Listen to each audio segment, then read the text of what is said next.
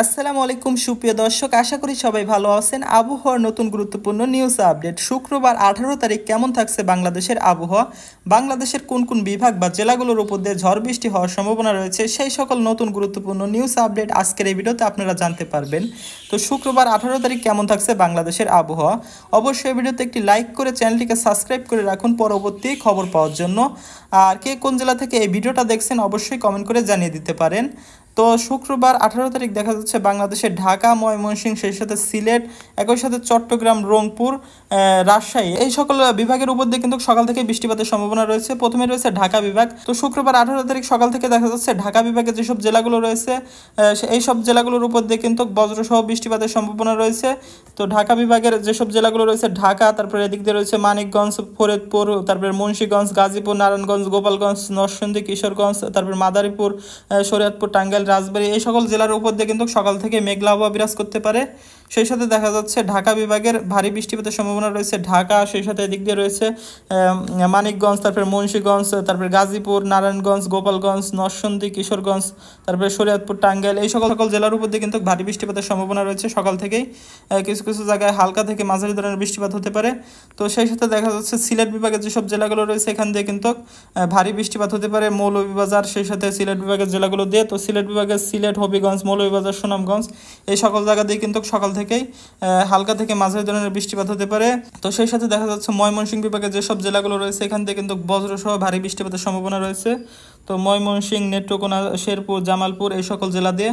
একই সাথে দেখা যাচ্ছে সকালের দিকে রংপুর বিভাগের যে সকল জেলাগুলো রয়েছে তো এই সকল জেলাগুলোর উপর দিয়ে কিন্তু হালকা থেকে মাঝারি ধরনের বৃষ্টিপাত হতে পারে রংপুর বিভাগের জেলাগুলোর উপর দিয়ে। তো রংপুর বিভাগের যেসব জেলা রয়েছে রংপুর, কুড়িগ্রাম, দিনাজপুর, লালমনিরহাট, গাইবান্ধা, নীলফামারী, পঞ্চগড়, ঠাকুরগাঁও, এই সকল জেলার উপর দিয়ে।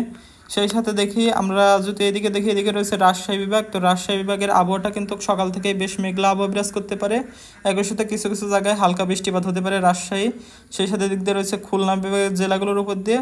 তো খুলনা বিভাগের খুলনা, এখান দিয়ে হালকা বৃষ্টিপাত হওয়ার সম্ভাবনা রয়েছে সকালের দিকে। তবে আবহাওয়াটা বেশ মেঘলা আবহাওয়া বিরাজ করতে পারে। একই সাথে বরিশাল বিভাগের আবহাওয়াটাও সকাল থেকে বেশ মেঘলা আবহাওয়া থাকবে।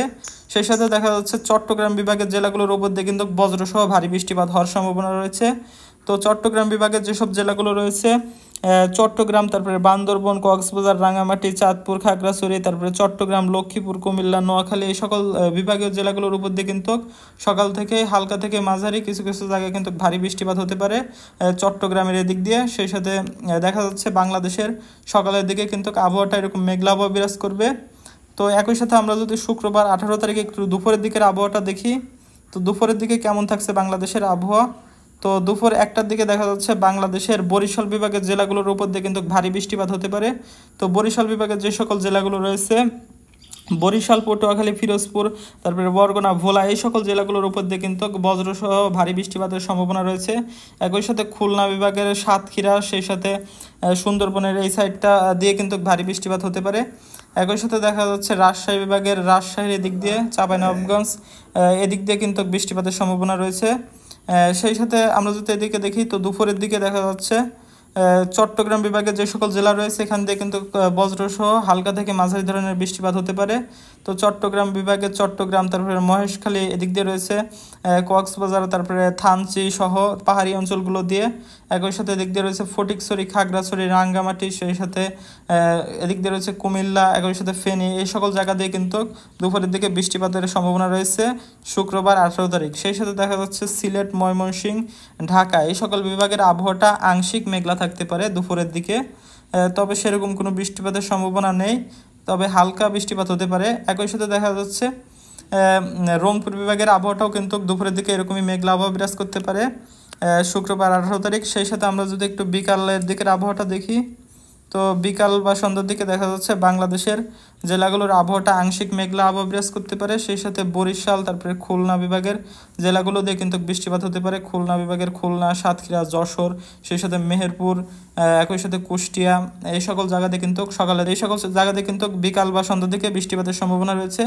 একই সাথে বরিশাল বিভাগের জেলাগুলোর উপর দিয়ে বরিশালের এই দিক দিয়ে কিন্তু ভারী বৃষ্টিপাত হতে পারে বিকালের দিকে।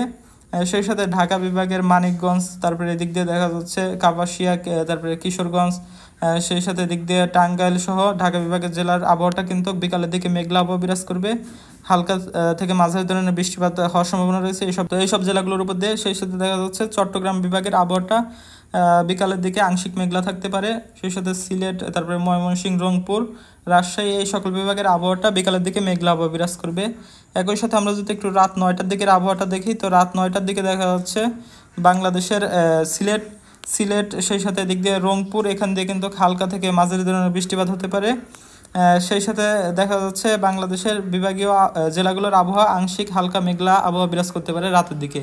এই ছিল আবহাওয়ার নতুন গুরুত্বপূর্ণ নিউজ আপডেট। পরবর্তী খবর পাওয়ার জন্য অবশ্যই চ্যানেলটিকে সাবস্ক্রাইব করে রাখুন।